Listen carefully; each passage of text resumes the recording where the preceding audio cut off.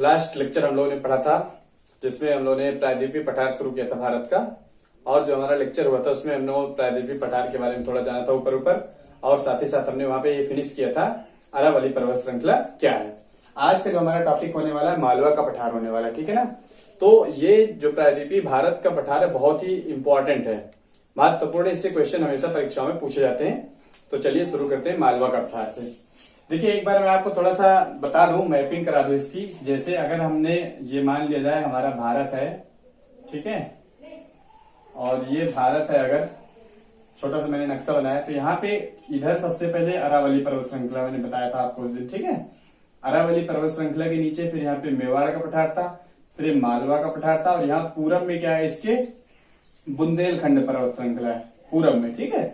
और जो नीचे आएंगे तो विंध्याचल है पहले, फिर इसके बाद क्या है सतपुड़ा है। ये बात ध्यान रखिएगा। हो सकता है शायद मुझे लग रहा है कि मैंने लास्ट लेक्चर में पहले बता दिया था सतपुड़ा फिर विंध्याचल बताया था, तो आप वहां पे इसको सही कर लीजिएगा। पहले क्या है यहाँ पे विंध्याचल पर्वत श्रृंखला है, फिर ये लास्ट में सतपुड़ा है, और ये वाला आपका अरावली है, ये मेवाड़ है, ये मालवा है। तो आज हमें मालवा का पठार पढ़ना है, और इसके बाद हमें पढ़ना है बुंदेलखंड का पठार, फिर विंध्याचल पर्वत श्रृंखला, और फिर लास्ट में सतपुड़ा। तो पूरी क्लास आप देखिएगा, बहुत ही इंटरेस्टिंग होने वाला है आज का टॉपिक। तो चलिए शुरू करते हैं मालवा का पठार। तो यहाँ पे जरा देख लेते हैं मालवा पठार के, अगर हम बात करें उत्तर पश्चिम में मेवाड़ का पठार तो बहुत छोटा माना जाता है, तो उत्तर पश्चिम में अगर देखा जाए तो अरावली पर्वत श्रृंखला है। पूरब में इसके क्या है, पूरब में हम देख रहे हैं इसके क्या है बुंदेलखंड पठार है, और दक्षिण में अगर बात करें तो विंध्याचल पर्वत श्रृंखला है। क्लियर है ना। तो आइए शुरू करते हैं बहुत अच्छे टॉपिक को, बहुत अच्छे ढंग से सिस्टमैटिक वे से हम लोग इसको पढ़ेंगे। तो सबसे पहले हमारा प्रश्न ये उठता है कि मालवा का पठार किन किन राज्यों में विस्तृत है। तो ये दो राज्यों में, राजस्थान में और एमपी, इन दो राज्यों में फैला हुआ मालवा का पठार। अच्छा भाई, जब राजस्थान और एमपी में फैला हुआ तो अब ये पूछा जाता है किस प्रकार का पठार है। तो यह एक प्रकार का ज्वालामुखी पठार है, ठीक है, ज्वालामुखी से निर्मित पठार है। तो ये हम इसके कुछ महत्वपूर्ण पॉइंट लिखते हैं। क्या होता है जब कोई ज्वालामुखी निकलती है तो उससे लावा निकलते हैं, ठीक है, लावा निकलते तो बाद में वो राख है, उससे फिर चट्टान बनती है, ठीक है, और वहां की मिट्टी क्या होती है काली हो जाती है। तो सिस्टमेटिक वे जो होता है एक प्रकार से जो मालवा का पठार है, इसकी उत्पत्ति एक हिसाब से देखा जाए तो ये लावा का जो उद्गार हुआ उसके पश्चात हुई। और आपको पता है जो मृदा होती है, मृदा की जो जननी होती है वो चट्टाने होती है। चट्टाने जब टूटते फूटते तो उससे क्या होती है मृदा बनती है। तो एक एक स्टेप हम इसके एक एक पॉइंट को नोट करते चलेंगे। तो यहाँ पे सबसे पहला पॉइंट हो जाएगा यह एक प्रकार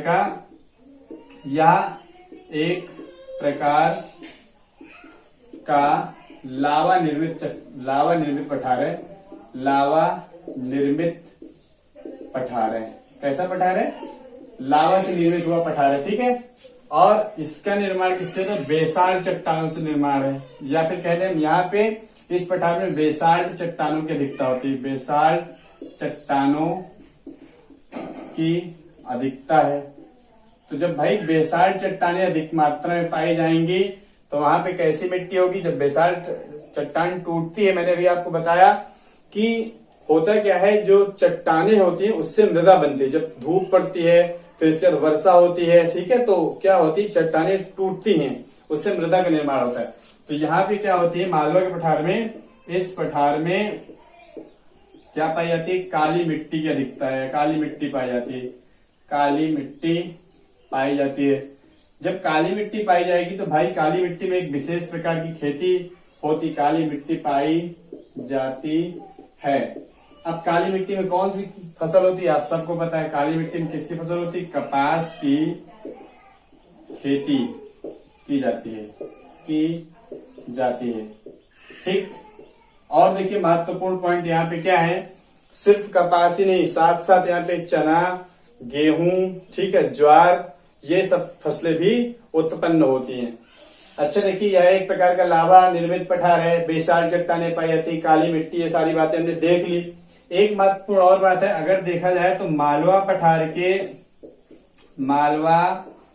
पठार के पश्चिम और उत्तर पश्चिम में बात करें हम, उत्तर पश्चिम में अरावली पर्वत श्रृंखला है। उत्तर पश्चिम में क्या है, अरावली एक एक पॉइंट आप ऐसे ही मेरे साथ लिखते जाइएगा, कोई प्रॉब्लम नहीं होगी। मालवा पठार के उत्तर पश्चिम में अरावली पर्वत श्रृंखला है ना, पर्वत श्रृंखला। और इसके पूर्व की बात करें, पूर्व में क्या हो जाएगी, पूर्व में बुंदेलखंड का पठार, बुंदेलखंड का पठार, क्लियर ना। और इसके दक्षिण में क्या हो जाएगा, यहां लिख देता हूं मैं, दक्षिण में विंध्याचल पर्वत श्रृंखला है, विंध्याचल पर्वत श्रृंखला है, क्लियर है ना, विंध्याचल पर्वत श्रृंखला है। तो ये बात हो गई इसकी स्थिति और विस्तार की। अच्छा, अगर इसका ढाल देखा जाए तो इसका जो ढाल क्या है, जैसे हम मैप बनाए, मैपिंग करें, अभी मैंने बताया था, तो कुछ इस प्रकार से मालवा का पठार है। तो इधर वाली दिशा क्या होती है, ईस्ट होती है, ये वेस्ट होती है, नॉर्थ होती है, साउथ होती है। इसकी जो ढाल होता है उत्तर पूर्व की ओर है, ढाल क्या है, उत्तर पूर्व की ओर। तो यहाँ पे जो मालवा के पठार में प्रमुख नदियां हैं वो कहां से बह रही, उत्तर से पूर्व दिशा के, ये हाँ उत्तर पूर्व की ओर है, तो पश्चिम से उत्तर पूर्व की दिशा में क्या होगी, ये नदियां बहेंगी, क्लियर है ना। तो अब इंपॉर्टेंट प्रश्न ये उठता है कि मालवा के पठार से कुछ महत्वपूर्ण नदियां, वैसे तो ढेर सारी नदियां निकलती हैं, बहुत नदियां हैं, परंतु उसमें जो कुछ प्रमुख नदियां उनके बारे में आपको बता देते हैं। तो अगर आप स्क्रीनशॉट लेना चाहें तो इसका स्क्रीनशॉट ले लीजिए।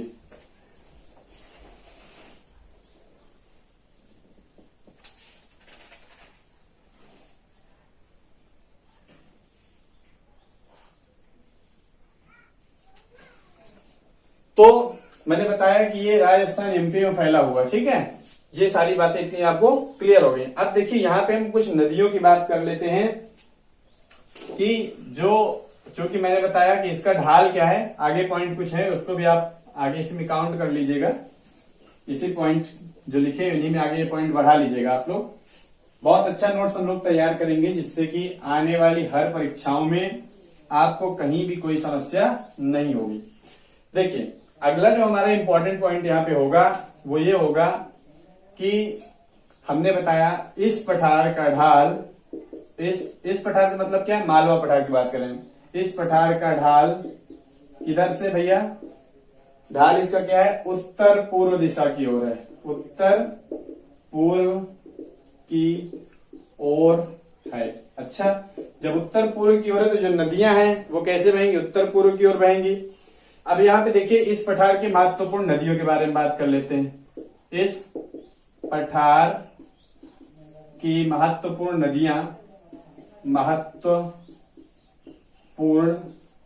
कौन कौन सी हो जाएंगी, देखिए यहाँ पे बहुत सिस्टम से देखिए। नंबर 1 जो सबसे महत्वपूर्ण नदी हो जाएगी चंबल नदी, ठीक है, चंबल हो जाएगी। 2 बेतवा,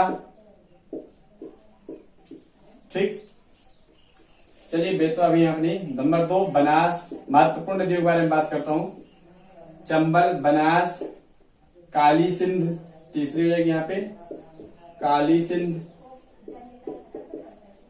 पार्वती, ठीक है।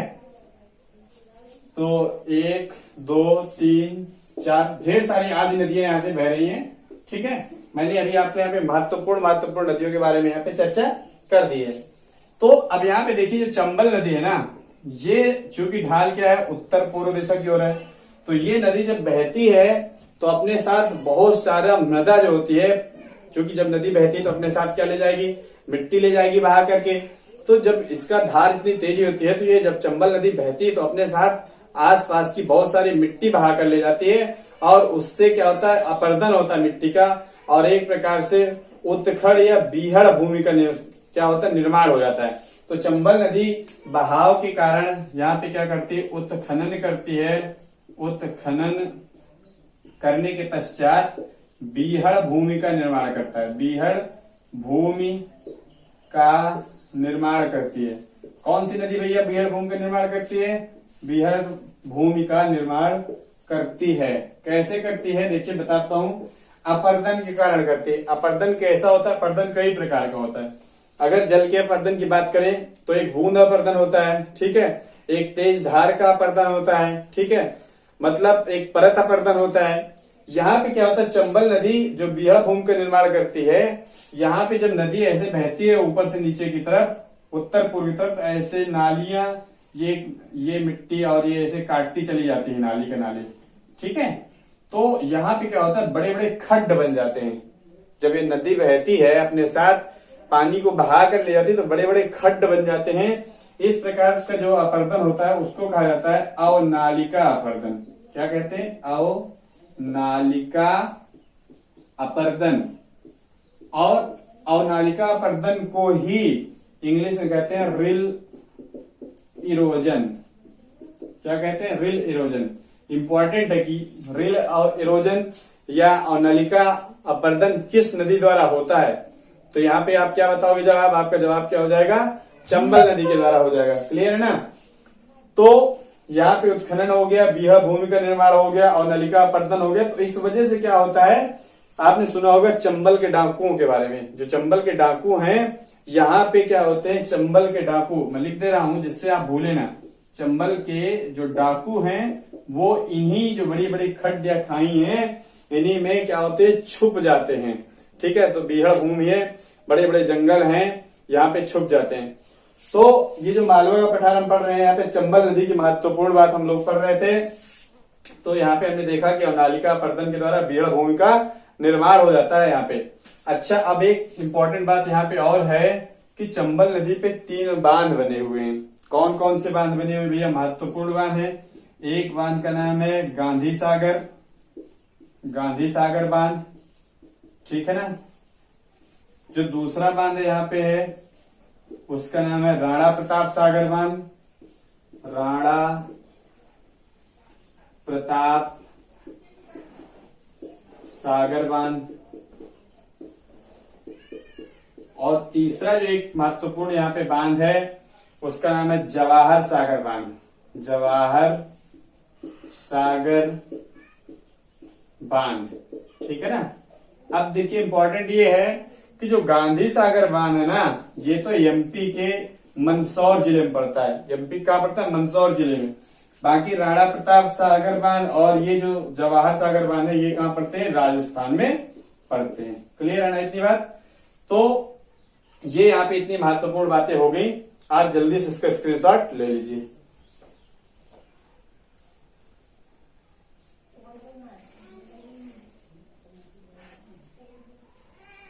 क्लियर है ना बातें।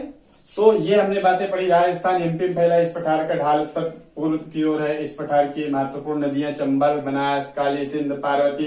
एक इंपॉर्टेंट और जोड़ लीजिए, बेतवा भी। चलिए यहाँ पे लिख दे रहा हूं बेतवा 5वें नंबर की, ठीक है। वैसे तो ढेर सारी नदियां हैं और ये उत्खनन, चंबल नदी जो है यहाँ पे उत्खनन करती है, बीहड़ भूमि का निर्माण करती है और नलिका अपर्दन होता है। गांधी सागर बांध, राणा प्रताप सागर बांध, जवाहर सागर बांध आदि यहाँ पे क्या है, बने हुए इस नदी पे। चंबल नदी के बांध पूछे जा सकते हैं आपसे, एग्जामिनर आपसे पूछ सकता है। एक महत्वपूर्ण पॉइंट और यहाँ पे कि एमपी के यहाँ पे कुछ जो मालवा पठार है, यहाँ पे एमपी कुछ प्रमुख शहर हैं, जैसे भोपाल हो जाए, ठीक है ना, और इंदौर हो जाए, रतलाम हो जाए, ठीक, और आपका उज्जैन हो जाए, ये इंपॉर्टेंट शहर मंदसौर हो जाए। ये सब जो शहर है ना इसी मालवा के पठार में उपस्थित है। क्लियर है ना। तो हमने मालवा का पठार यहाँ पे फिनिश किया। अब हमारा जो अगला पठार है यहाँ पे वो बुंदेलखंड का पठार है। चलिए शुरू करते हैं। क्लियर, इंपॉर्टेंट टॉपिक सारे हैं, रेगुलर आप बने रहेंगे तो आपको एक वेल प्रॉपर नोट्स तैयार हो जाएगा, जिसको समझने में आपको कहीं भी कोई दिक्कत नहीं होगी। क्योंकि मैं यहाँ पे जो आपको लिखा रहा हूं पॉइंट वाइज लिखा रहा हूं, आप पॉइंट पॉइंट यहाँ पे क्लियर कर सकते हैं। अब हमारा जो नेक्स्ट क्रम का हम बात करेंगे यहाँ पे पठार की, वो हमारा हो जाएगा बुंदेलखंड का पठार। बुंदेलखंड का पठार। देखिए भैया, बुंदेलखंड का पठार क्या है, आपने बहुत सुना होगा। बीहड़ क्षेत्र है बुंदेलखंड, यहाँ कुछ ज्यादा पैदा नहीं होती, पानी की कमी है, ठीक है। देख लेते, समझ लेते। बुंदेलखंड का पठार क्या है, जो हमारा अभी हमने मालवा का पठार पढ़ा उसके पूर्व में स्थित है। क्लियर है। और ये 2 राज्यों में फैला हुआ है। फिर से ये प्रश्न आता है, सबसे पहले आपको ये देखना है कि ये कहाँ कहाँ फैला हुआ है। दो राज्यों में फैला। कौन कौन से दो राज्य? एक तो हो जाएगा एमपी और दूसरा क्या हो जाएगा? यूपी। अब यहाँ पे इंपॉर्टेंट बात है, दो राज्यों के 13 जिलों में फैला हुआ है। कितने जिलों में? 13 जिलों में फैला हुआ है। यहाँ पे यूपी कितने जिले हैं? 7 जिले हैं। ठीक है ना। मैं महत्वपूर्ण जिले आपको क्लियर करा रहा हूं, एक आधे छूट जाए तो आप चेक कर लीजिएगा उसमें गूगल पे। यूपी की जरूर आपको याद होनी चाहिए, एमपी की याद रहे तो बहुत ही अच्छी बात है। यूपी के यहाँ पे जो 7 जिले हैं, इसमें सबसे पहले झांसी पड़ता है। ठीक है। इसके बाद दूसरे नंबर पे ललितपुर पड़ता है।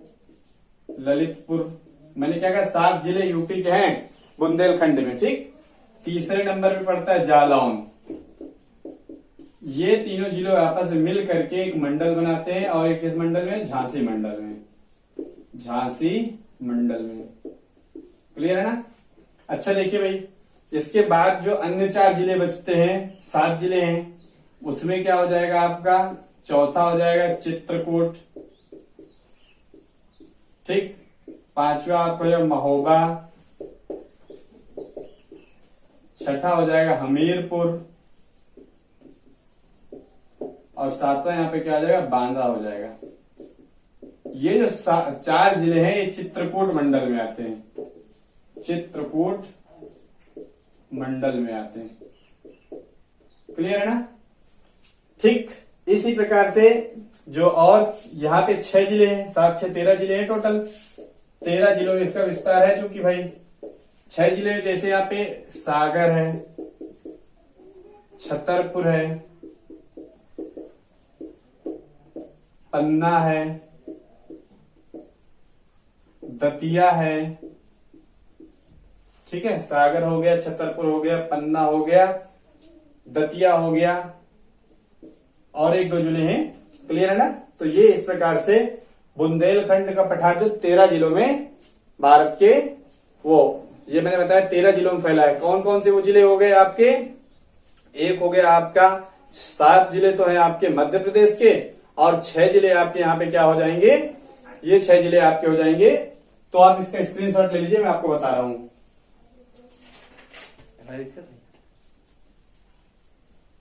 यहाँ पे 2 जिले और बच जाते हैं, दमोह और टीकमपुर।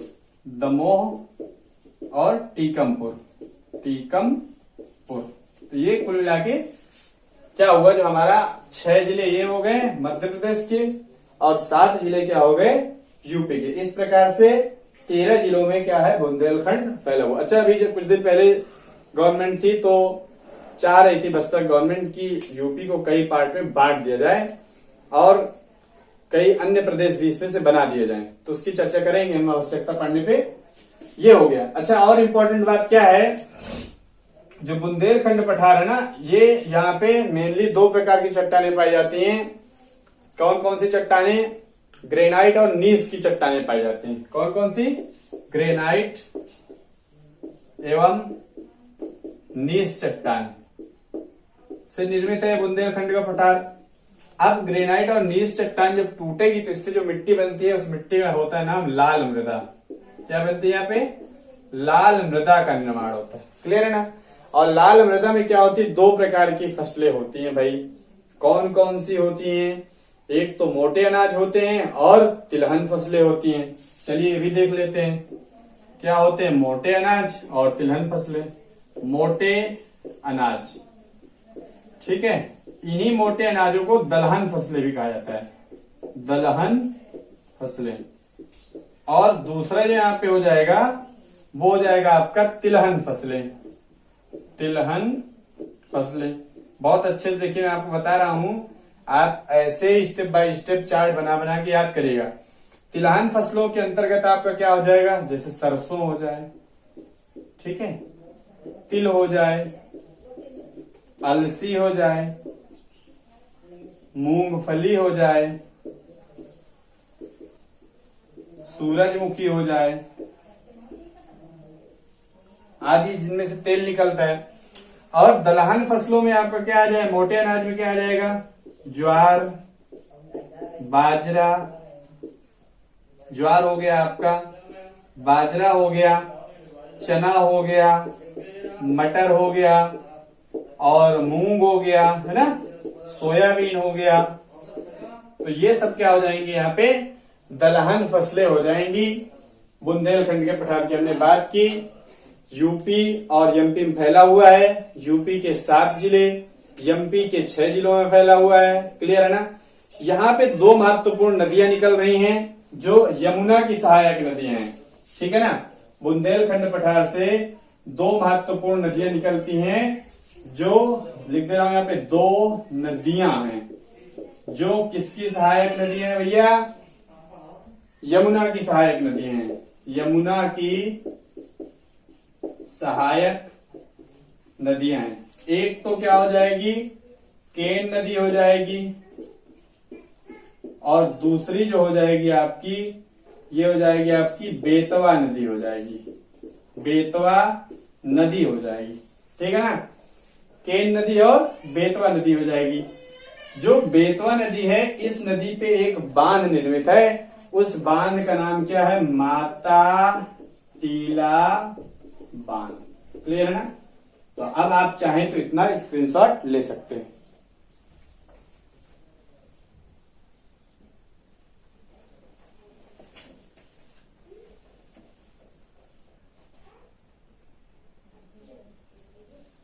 क्लियर है ना। यहाँ पे क्या है, जो केन नदी है बांधम मिलती है यमुना से। ठीक है। और ये बेतवा नदी कहां पे मिलती है, हमीरपुर में यमुना से मिल जाती है। इसलिए यमुना की सहायक नदियां। क्लियर है ना। चलिए अब हम नेक्स्ट क्रम के यहाँ पे पठार की बात करेंगे। हमारा आज मालवा का पठार हो गया, बुंदेलखंड। अब हम बात करेंगे विंध्याचल पर्वत श्रृंखला की। उसके बाद हमारा सतपुड़ा हो जाएगा। तो इस प्रकार से केंद्रीय उच्च भूमि क्या हो जाएगी, यहाँ पे क्लियर हो जाएगी। देखिए इंपॉर्टेंट टॉपिक है, अच्छे से आप समझ लीजिए। कहीं भी आपको इतना नहीं मिलेगा जितना मैं आपको बता रहा हूं। शायद ही किसी ने आपको ऐसा पढ़ाया होगा, और पढ़ाते तो सभी लोग बढ़िया ही हैं। चलिए हम देख लेंगे यहाँ पे। अब हम बात करेंगे विंध्याचल पर्वत श्रृंखला की, और फिर लास्ट बचेगा सतपुड़ा। बने रहिएगा, अच्छे से आपको हर टॉपिक क्लियर हो जाए। चलिए हमारा नेक्स्ट टॉपिक हो जाएगा यहाँ पे विंध्याचल पर्वत श्रृंखला। विंध्याचल पर्वत श्रृंखला या विंध्याचल पर्वत श्रेणी। ठीक है ना। विंध्याचल पर्वत श्रेणी या विंध्याचल पर्वत श्रृंखला की यहाँ पे हम लोग बात करेंगे। फिर से हमारे मन में यही प्रश्न उठेगा कि भैया ये कहां कहां फैला हुआ है, किन किन राज्यों में। तो जो विंध्याचल पर्वत श्रृंखला है ये बहुत ही इंपॉर्टेंट है। इसमें बहुत सारे क्वेश्चन पूछे जाते हैं। यहाँ पे पहले ध्यान से समझ लीजिए। ये गुजरात से लेकर के पश्चिम में, यहां देखिए पश्चिम में गुजरात राज्य से लेकर के पूर्व में बिहार तक फैला हुआ है। कहां तक फैला हुआ है, बिहार तक। साथ ही साथ एक इंपॉर्टेंट बात यह है कि ये यूपी प्लस एमपी के मध्य सीमा निर्धारित करता है। सीमा निर्धारित करता है। मतलब कितने राज्यों में फैला हो गया भाई, बिहार, यूपी, एमपी और गुजरात, इतने राज्यों में फैला। एक महत्वपूर्ण बात और है कि जो विंध्याचल पर्वत श्रृंखला है ना, ये हमारे भारत को, मैं यहां पे लिख दे रहा हूं पॉइंट, ये भारत को, चलिए यही लिख दे रहा हूं अभी, ये भारत को 2 भागों में डिवाइड करती है। भारत को 2 भागों में डिवाइड करती है। भारत को 2 भागों, कौन कौन, उत्तर एवं दक्षिण में डिवाइड करती है, बांटती है। मतलब ये बात यहां से क्लियर हो रही है कि यहां से जो भारत है, उत्तरी भाग और दक्षिणी भाग लगभग लगभग क्या है, बराबर है। ये बात भी क्लियर हो गई आपकी। अच्छा, अब क्या है, जो ये आपका विंध्याचल पर्वत श्रृंखला है ना, ये किस क्रम की चट्टानों से बना है, विंध्यन क्रम की चट्टानों से बना हुआ है। किससे बना है, विंध्यन क्रम की चट्टानों से निर्मित है।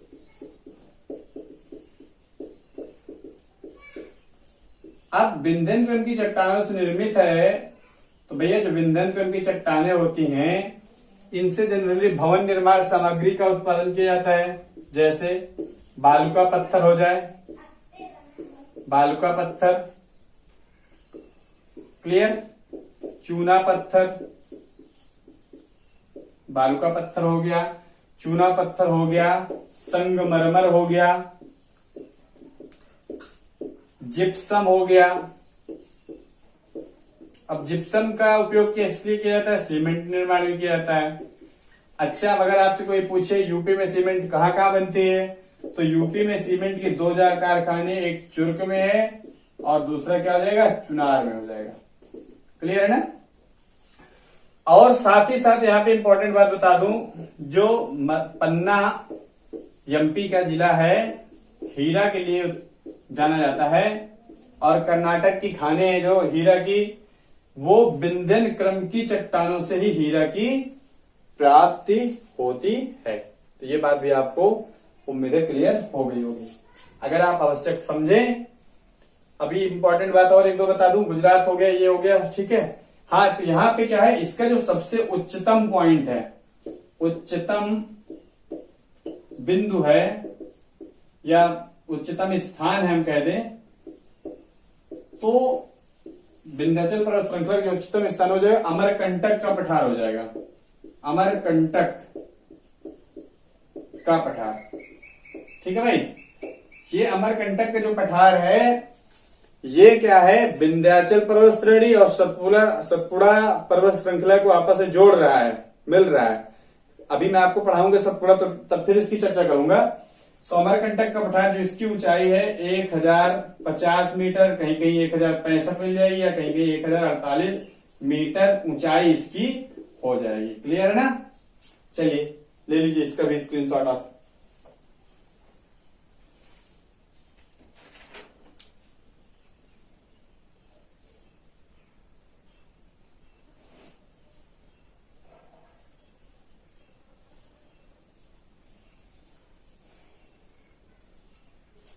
अब हमारा जो लास्ट हो जाएगा यहाँ पे केंद्रीय उच्च भूमि का पठार, उसका नाम हो जाएगा सतपुड़ा पर्वत श्रृंखला। चलिए उसको भी देख लेते हैं और फिर आज की क्लास यहीं पे फिनिश करेंगे।